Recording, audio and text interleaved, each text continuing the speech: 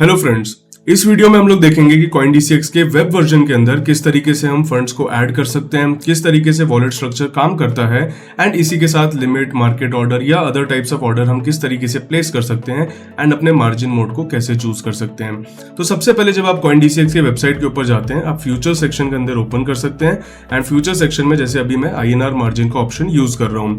अब यहाँ पर देयर आर मल्टीपल चीजें जो मुझे यहाँ पर चेक करनी होगी। सबसे पहले कि मेरा वॉलेट बैलेंस क्या है, अगर मुझे वॉलेट बैलेंस यहाँ पर ऐड करना है तो वो मैं किस तरीके से कर सकता हूं। सबसे पहले आपको यहां पर दिखेगा कि आपका जो ऑर्डर प्लेसमेंट वाला पेज है वहां पर आपको अवेलेबल मार्जिन शो होता है कि आपने कितना वॉलेट बैलेंस ऐड कर रखा है फ्यूचर्स वॉलेट के अंदर। बेसिकली CoinDCX के अंदर वॉलेट स्ट्रक्चर इस तरीके से काम करता है कि आपके 3 तरीके के वॉलेट्स होते हैं। पहला होता है आपका कॉइन्स का वॉलेट, यानी जिसके अंदर आपने जो भी स्पॉट के अंदर क्रिप्टोज को बाय कर रखा है या फिर ट्रांसफर कर रखा है CoinDCX में, वो ऐड होते हैं। सेकंड होता है आपका INR वॉलेट, जहां पर बैंक से आप जो भी INR को ऐड करोगे वो वहां पर स्टोर होता है। थर्ड होता है आपका फ्यूचर्स वॉलेट। फ्यूचर्स ट्रेडिंग के लिए आप जो भी अमाउंट को ऐड करना चाहते हो वो आप फ्यूचर्स वॉलेट में ऐड करते हो एंड उसको फ्यूचर्स ट्रेडिंग के लिए यूज कर सकते हो। इसके मल्टीपल बेनिफिट्स हैं ताकि आपका पूरा INR मार्जिन जो आपने ऐड किया है अपने बैंक के थ्रू वो एक साथ फ्यूचर्स वॉलेट में ना ऐड हो। आप उसको चूज कर सकते हो कि कब आपको ट्रेडिंग के लिए कितना अमाउंट फ्यूचर्स वॉलेट में ऐड करना है। साथ ही साथ अगर आप क्रॉस मार्जिन यूज करते हो तो वहां पे आपका पूरा फ्यूचर्स वॉलेट का बैलेंस यूज होता है, तो ऐसे में आपके रिस्क मैनेजमेंट में भी मदद करता है। इसी के साथ अब अगर मैं देखूं कि यहाँ पर मुझे बैलेंस को मान लीजिए ऐड करना है तो मैं अवेलेबल बैलेंस के ऊपर प्लस के बटन के ऊपर क्लिक कर सकता हूँ। प्लस बटन के ऊपर अगर मैं क्लिक करता हूँ तो मुझे यहाँ पर ट्रांसफर करने का ऑप्शन मिल जाएगा। तो 2 के अंदर मैंने फ्यूचर्स वॉलेट चूज किया क्योंकि मुझे फ्यूचर्स वॉलेट के अंदर बैलेंस को ऐड करना है। इसी के साथ अगर मैं यहाँ पर INR वॉलेट के थ्रू ऐड करना चाहता हूँ, क्योंकि INR में मुझे ऐड करना है तो INR वॉलेट के थ्रू मैं ऐड करूंगा। मान लीजिए मुझे यहाँ पर 1000 रुपीज ऐड करने हैं तो मैं 1000 रुपीज का अमाउंट सेलेक्ट करूंगा and transfer to futures wallet के ऊपर क्लिक करूंगा।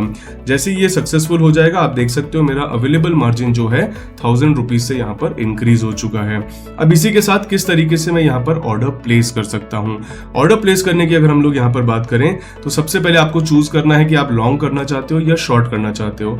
बेसिकली लॉन्ग और शॉर्ट करने का कंसेप्ट ये होता है कि अगर आप बुलिश हो, आपको लगता है वो एसेट ऊपर जाने वाला है तो आप लॉन्ग करते हो। अगर आप बेयरिश हो, आपको लगता है वो एसेट का प्राइस नीचे जाने वाला है तो आप शॉर्ट करते हो।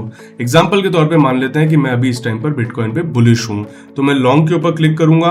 साथ ही साथ अपना लेवरेज यहाँ पर, मार्जिन यहाँ पर चूज कर सकता हूं। तो मुझे यहाँ पर मान लीजिए 20x लेवरेज लेना है तो मैं 20x लेवरेज सेलेक्ट करूंगा। आप 1x से लेकर के 100x तक लेवरेज यहाँ पर चूज कर सकते हो CoinDCX के ऊपर।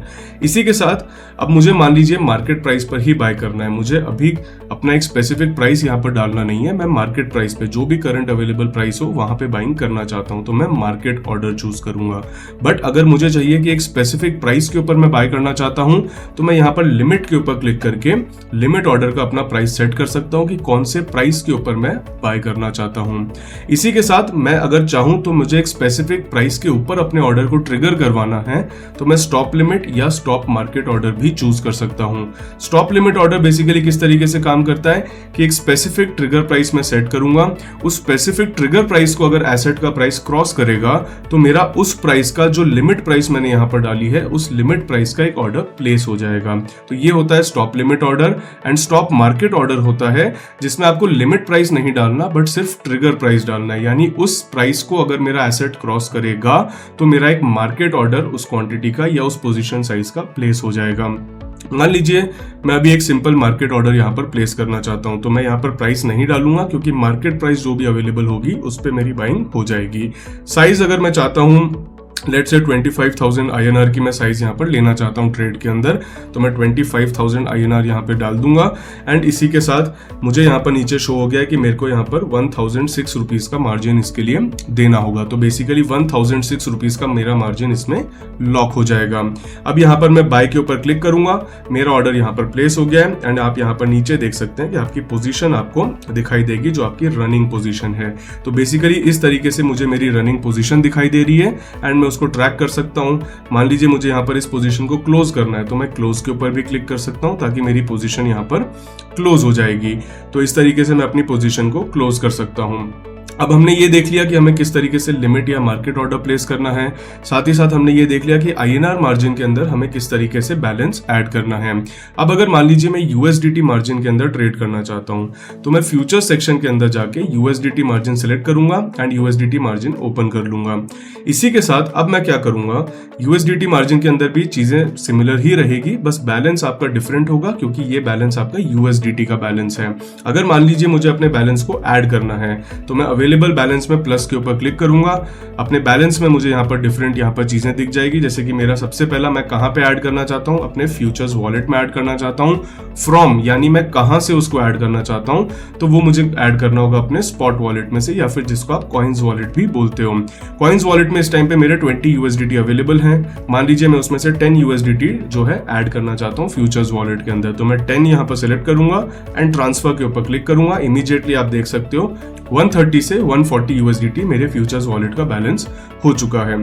अब इसी के साथ मैं यहाँ पर मार्जिन मोड भी चूज कर सकता हूँ। दो मार्जिन मोड आपको यहाँ पर मिलेंगे, एक है आइसोलेटेड मार्जिन, एक है क्रॉस मार्जिन। अब दोनों के बीच में डिफरेंस क्या होता है? आइसोलेटेड मार्जिन वो मार्जिन होता है जिसमें आप जितना मार्जिन उस ट्रेड के लिए प्लेस करोगे, सिर्फ वही मार्जिन उसके लिए लॉक होगा एंड सिर्फ वही मार्जिन से आपका वो ट्रेड मैनेज होगा।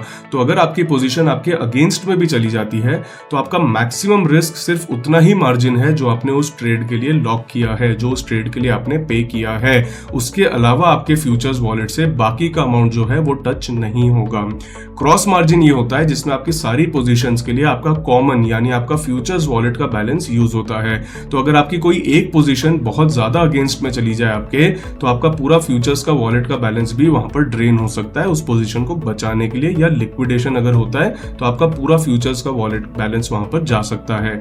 बट इसी के साथ क्रॉस मार्जिन उन लोगों के लिए प्रेफरेबल हो सकता है जो मल्टीपल पोजीशंस को साथ में मैनेज करते हैं या मल्टीपल पोजीशंस हेज में लेकर के चलते हैं। अगर आप हेज करके मल्टीपल पोजीशंस लेके चलते हो, तो आप एक कॉमन बैलेंस को मार्जिन के तौर पर यूज कर सकते हो। तो ये डिफरेंस है आइसोलेटेड एंड क्रॉस मार्जिन के बीच में। आप यहाँ पे चूज कर सकते हो। आइसोलेटेड मार्जिन जनरली बिगिनर्स के लिए या लो रिस्क ट्रेडर्स के लिए बेहतर होता है। अगर आप हाई लेवरेज लेना चाहते हो तो आइसोलेटेड बेटर है, ताकि आपका एक स्पेसिफिक अमाउंट ही वहां पर लॉक रहे और वही अमाउंट जो है आपका यूज होगा इन केस अगर आपकी पोजीशन लिक्विडेट होती है।